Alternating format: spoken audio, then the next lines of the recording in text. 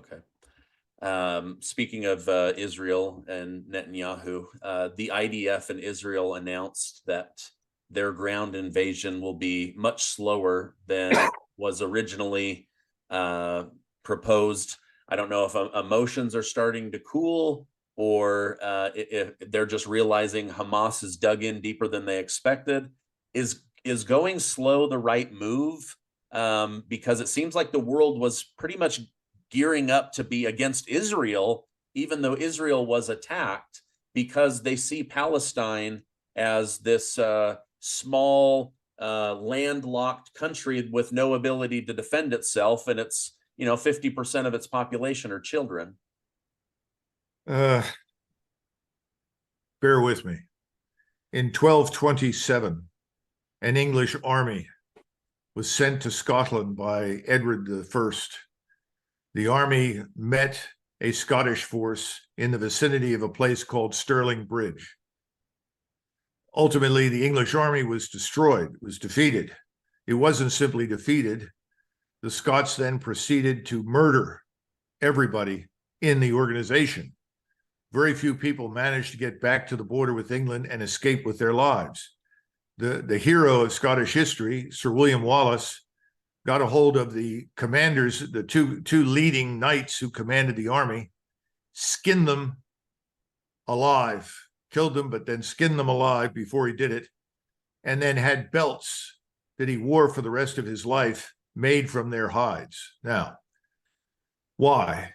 Because Scotland and Scots had been subjected in the previous 100 years to horrific treatment by invading English forces. So they exploded with rage and anger, and the violence was outrageous, unbelievable. Today, we look at that and we're just shocked. How could you make a man your national hero that skins people alive and makes belts out of their hide? Well, let's fast forward to Israel. There is so much blood in the sand in that part of the world involving the Palestinian Arabs and Arabs in general, Muslims, and the Jews who live in Israel, that we can't begin to line it up and explain it. What you witnessed on the 7th of October was horrific, barbarous, and savage. And if I were an Israeli, I would react exactly as they have. But it shouldn't come as a surprise, because the people living in Gaza have been living in what some people term the largest open-air concentration camp in the world. Now, some of that is their fault, and some of it is the fault, frankly, of the Israelis and also of the Arab states in the region, because you have Arab states in the region with enormous quantities of money who could have always intervened to help the people in Gaza and find a way out, even if it meant relocating them. But the Arab states in the region didn't want to do that. They didn't want any of these people in their country, and they saw value in maintaining the Palestinian Arab in a terrible position because it represented a permanent threat and irritant to the Israelis.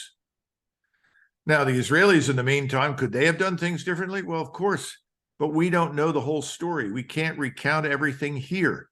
My point is that this is not something that suddenly happened that was never going to happen. This was inevitable. The circumstances changed, and it happened. The question is, what are you going to do about it? And the Israelis have decided that it's time for the people in Gaza to go away. This is not an exercise in counterinsurgency. The Israelis are not clearing and holding something. They are expelling or killing and then permanently removing whatever they find. And their view is, if you're there with Hamas, if you're in the vicinity of Hamas, you're an enemy. You're a combatant. You deserve to die. Now, we in the United States, as a general rule, do not support collective punishment, which is what we're talking about.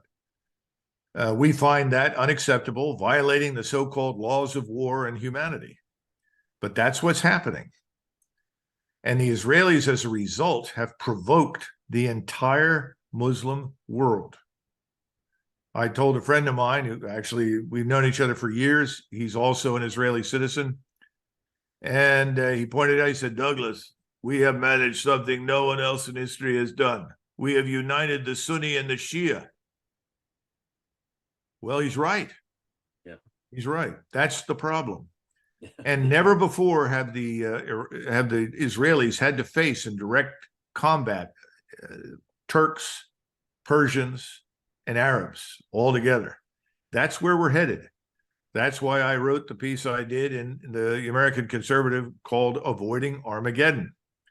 If something isn't done and the Israelis go into Gaza and continue these operations, not only will they face Hezbollah on the northern front, they're going to face the rest of the region. Egypt, Jordan, they have no interest in going to war, but they will have to do it. They will have to fight because these are Muslims and they will be accused of heinous crimes if they stand by and watch their fellow Muslims be slaughtered.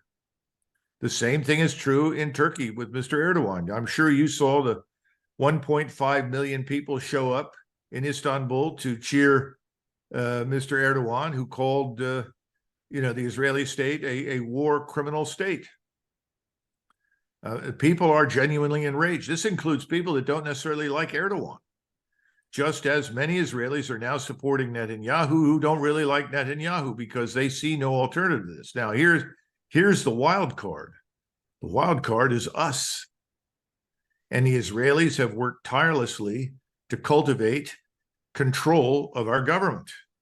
Our government is signed up to support Israel unconditionally, which means we are being pulled into a major regional war. We are going to be pitted against the Turks, the Iranians, all the Sunni Arab states in the region, probably states in North Africa. This will probably have an impact on the Muslims in India and certainly Pakistan. I would be surprised if it didn't also have an impact on us in Malaysia and Indonesia. And what I continue to ask people is, what makes you think Israel will survive this?